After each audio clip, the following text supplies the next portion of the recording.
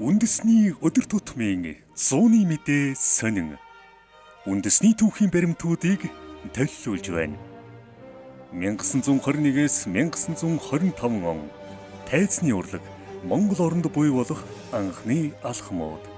Ардын хөрсгөл ялж туурах тусгаар улс болох замдаа орсон тэр үеэс шинэ нийгэм, шинэ амьдрал, шинэ соёл, шинэ боловсрол түгэн дэлгэрэх болсон.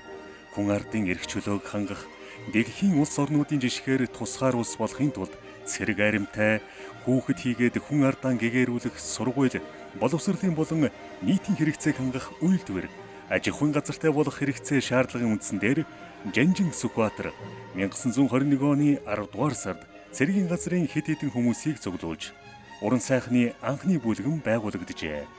Тэд Гэсрийн түүжийн Ан Дулам хааныг дарсан хэсгийг жүжиг болох хорволж Насанбат Ан Дулам хаан зохиолоо бичиж улмаар Арднаа базартай элбэн найруулснаар 1921 онд багтан тоглолт хийж чаджээ. Өөрийн байр савгүйч гэсэн тайзны урлаг Монгол оронд буй болох анхны алхам нь энэ байжээ.